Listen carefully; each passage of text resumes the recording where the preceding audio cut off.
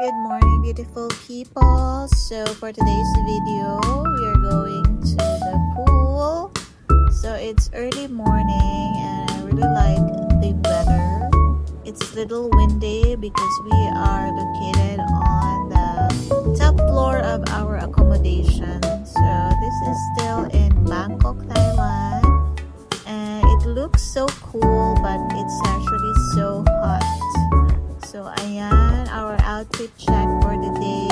So while my friends are on the gym, I tried to check if I can swim here in the pool. So before I did that, nag-aura muna tayo ayan. So thanks to my friends tripod at nagamit ko, kaso dahil sa sobrang hangin ay nahuhulog siya.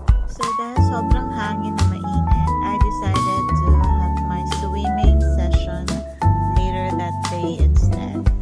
So I decided to go inside na lang and then left the pool and I went straight to my friend's place where nag-gym sila. So ayan, katabi lang ng swimming pool. So una ayoko muna mag-gym pero later on may naliligaw po dito sa gym na hindi dapat po siya dito talaga.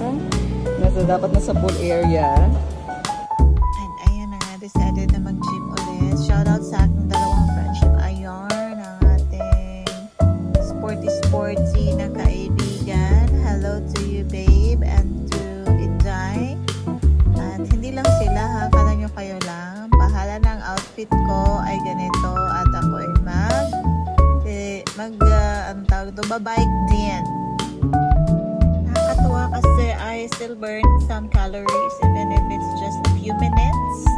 I think 30 minutes lang or 40 minutes akong nagbike while my friends stay there for 1 hour doing their exercise routine. So this is a good place. So natuwa kami nung binong namin yung hotel because they have a gym, a pool, and a free breakfast. So ayan na nga, hindi ko expect na pagpapawisan din pala ako ay worn. So, napaiba yung outfit natin dito guys. Instead of pang swimming, naging gym. Sorry sa aking OOTD. Ayan, so pakita ko lang na wala namang masama, diba? Mag-bike dyan until na puntahan ako ng guide kasi wala akong shoes. Okay.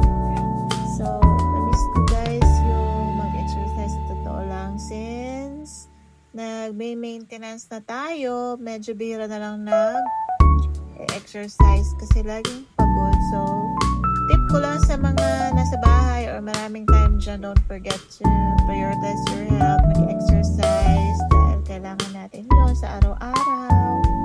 And aminado ako, wala talaga akong exercise, kaya naman plus size na si ate nyo. So, it's a reminder to myself that I have to start exercising daily.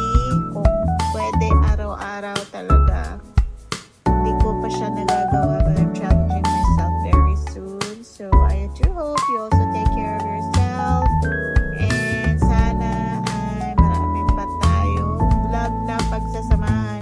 Maraming salamat sa palaging panonood. Kahit wala namang kwenta minsan yung mga vlog ko, but you are still here watching and supporting. This is actually saving memories of my happy moment.